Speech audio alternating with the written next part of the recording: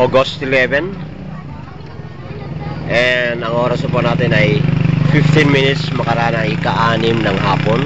Nandito na naman tayo po sa exact location ay Cabuluan West, Ballesteros, Cagayan. Particularly po dito sa Acevedo Residence, na kung saan po dinadagsa ng mga tao ang napabalitang appearance ng isang image na kahalintulad po ng kay Jesus Christ, at karagdagang balita na ang tubig na dumadaloy mula sa hand pump na malapit dun sa image na nabanggit natin ay napabalita ring nakapagbibigay lunas sa mga karamdaman ng katawan.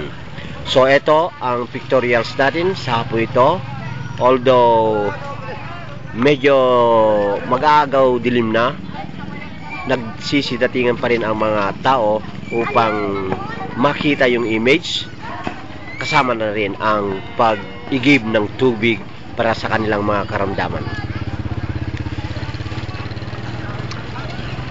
Naging very busy ang ating lansangan dahil dito sa harapan sa may highway, punong-puno ng mga nakaparadang sasakyan ng mga tao nagpunta rito. Yan, makikita natin ang mga sasakyan po na nakaparada dito. At araw-araw po na ganito ang situation po dito sa Cabuluan West, Ballesteros, Cagayan.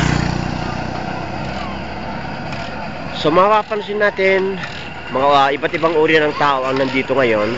May mga estudyante, matanda, mga bata, from other places, no? Hindi lang sa Ballesteros po nagbumula itong mga tao ito. Some of them ay nanggagaling pa sa malayong lugar just for the visit, ano po. At subukan natin ilapit ang ating camera na makuna natin ng close up ang ating mga kababayan na gustong makita ang image.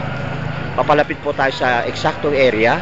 Ito mga taong nakita natin na may daladalang mga water, ano po, na considered to be a holy water, at ito ay claim to be na nakapagbibigay lunas sa mga karamdaman ng katawan natin. So ito po ang sinasadya ng ating mga kababayan.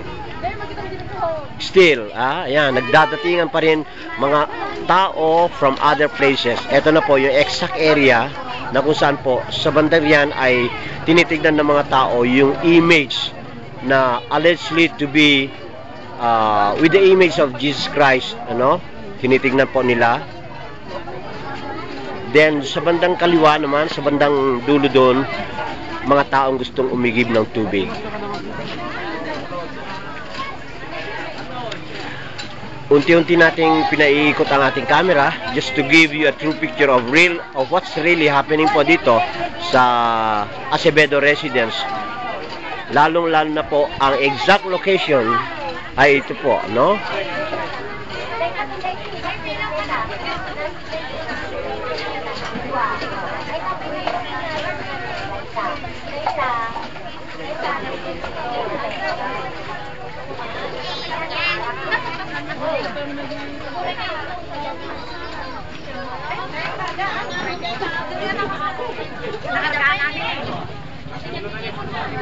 So napansin natin, not only people from Ballesteros, meron din tayong mga kaibigan mula sa Abulug na dumayo rin dito para makita ang ating napapabalitang image of Jesus Christ, no? Resembling that of Jesus Christ with agony, no? Yung mga taga-Abulug na friends natin. Kumusta po kayo dyan? Pare, ha? So there are people from nearby towns of Abulug, Pamplona, Apari, Alakapan na nagpupunta po rito. Starting last Saturday pa, iba't ibang uri ng mga tao ang nagpupunta rito para for the purpose, the sole purpose of i-witness yung image, ng ating Jesus Christ na matatagpuan sa malapit sa may hand pump.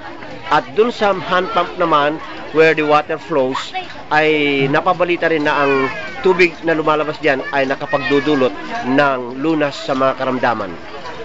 That's why ang ating mga kababayan ay kanya-kanyang dala na ng mga containers para makaigib ng tubig. Iikot pa rin tayo. at ipagpatuloy po natin ang pagkuha natin ng mga footages. These are your video clippings wherein makikita po natin ang actual situation dito po sa naturang unusual happening, unusual phenomenon dito sa Cabuluan West, Ballesteros, Cagayan. And ito po ay kinukunan natin ngayon ika-11 ng buwan ng Agosto, at ang oras na po ay meron na po tayong 20 minuto makaraan ang ika-6 ng hapon, but still padami ng padami pa rin ang tao na gustong makakita, gustong makaigib ng tubig. At palagay ko po maayos na maayos ang ating mga kababayan dahil very smooth po, systematic ang pag-ikot, movement ng mga nandito ngayon. Live, direct from where the action is, nagbibigay po tayo ng mga footages nitong activity na nagaganap po dito sa Acevedo Residence.